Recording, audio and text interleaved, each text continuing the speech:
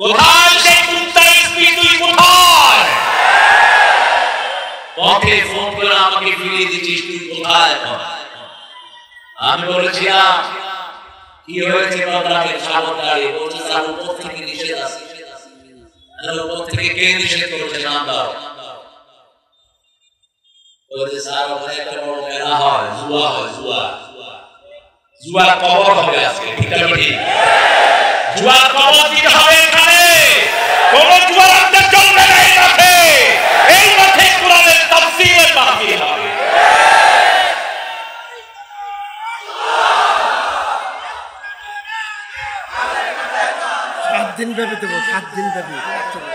আমি বলেছিলাম এসপি সাহেব নোট লেখেন, আপনারা যারা কোরআনের মাহফিলে বাধা দিয়েছেন, কয় স্যার আমি বাধা দেইনি।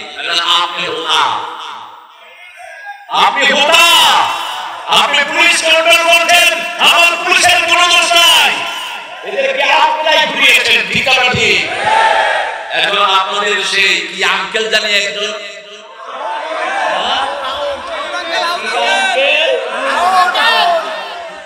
মুসা আলাইহিস সালামের বড় ভাইয়ের নাম কি? কত বড় অসভ্য আছে চিন্তা করেন। একজন নবীর নাম নিয়ে কত বড় অসভ্যতা সেই করেছে। একজন আলেমকে উলঙ্গ করে পিটিয়েছে এই বিয়াদব। সেই আলেমকে হুজুর দাওয়াত দিয়েছে। আমার অত্যন্ত আদরের কি নাম জানিও, সবাই চেনে, কতবার নিয়ে আসে রফিকুল ইসলাম মাদানী। চেহারাটা শিশু কিন্তু গঠন হলো সিংহের। বলছে যে কুসুম প্রেসিডেন্ট কোরআন মানে না, ওই প্রেসিডেন্ট আমি মানি না।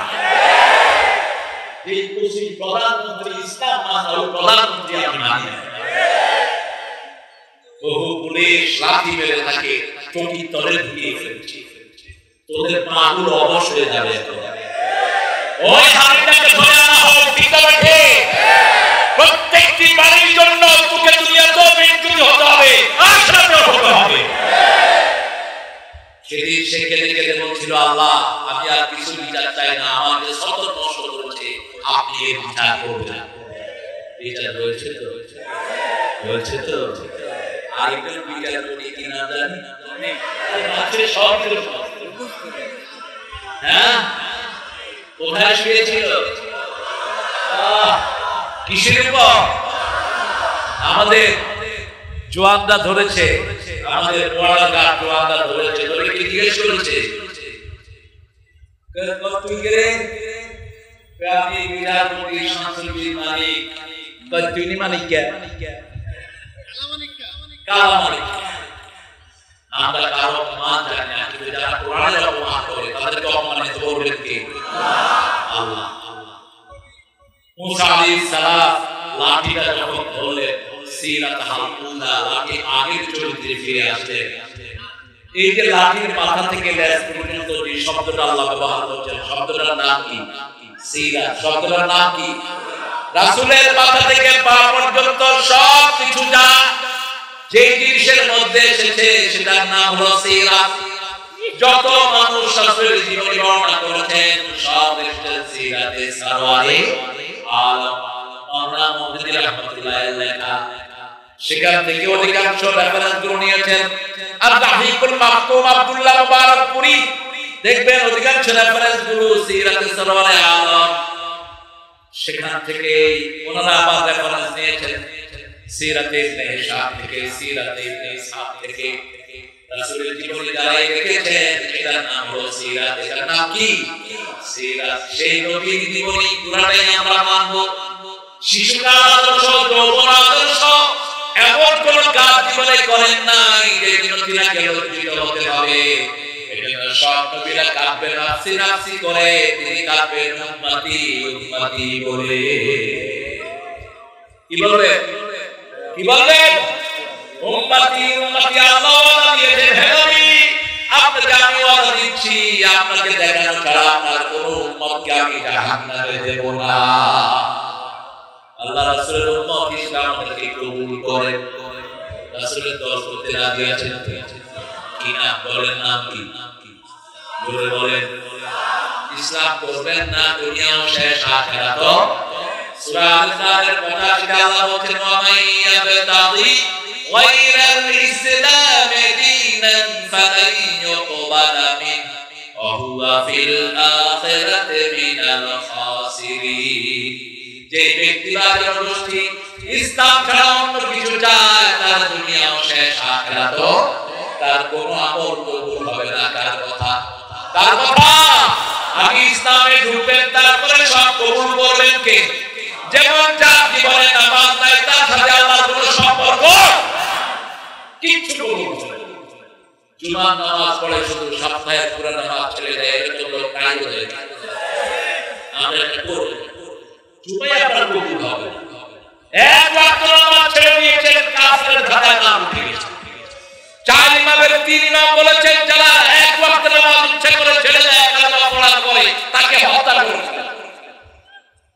আর ইমাম আবু হানিফা ইমাম আযম বলছেন না, উসজুনুহু prison him in the prison until the regular in the prayer, নামাজ রেগুলার হওয়া পর্যন্ত তাকে জেলখানায় আটকিয়ে রাখা। এটা বলেছেন ইমাম আযম আবু হানিফা রাহমাতুল্লাহি আলাইহি। আমাদের কিছু কিছু ভাই ওদের দোষ নাই, ওনাদের নেত্রী বলতেন বুখারী শরীফের মধ্যে আছে লাকুম দীনুকুম ওয়ালিয়া দীন। কোথায় আছে? কোথায়? আরে দুনিয়া না জানো, ওই পুরোটা জানো। কয় হুজুর এত ফেরাফেরি করেন নামাজ নিয়ে, আল্লাহ বলছে লা ইলাহা ফিদ্দীন, দ্বীনের ব্যাপারে কোনো ফেরাফেরি নেই।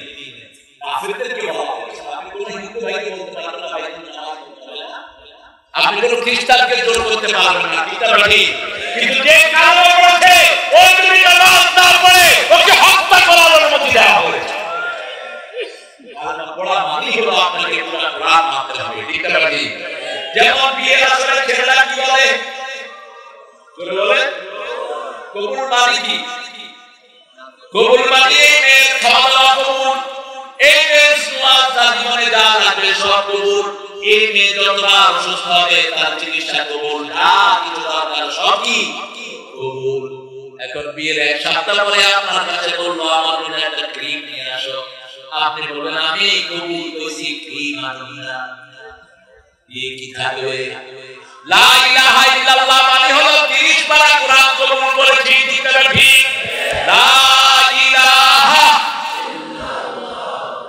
মুহাম্মাদুর, এখন আপনার দায়িত্ব নিয়েছে।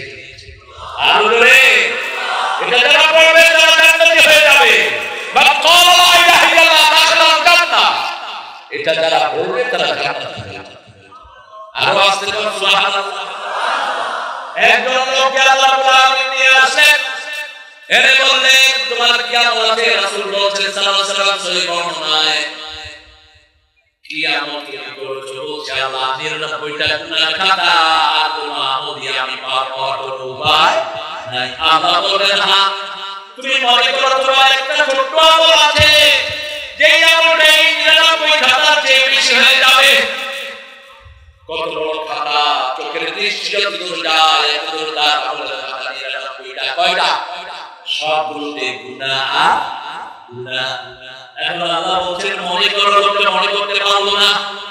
আল্লাহ বলেন এই ছোট্ট একটা জায়গাতে তোমার একটা আমল আছে, সেই আমলটা এক পাল্লায় দেয়া হলো, 99টা খাতা এক পাল্লায় দেয়া হলো। ওই ছোট্ট আমলটা এত জোরে নিচে নেমে গেল, 99টা খাতা উপরে উঠে গেল। ওই আমলটা ছিল লা ইলাহা ইল্লাল্লাহ মুহাম্মাদুর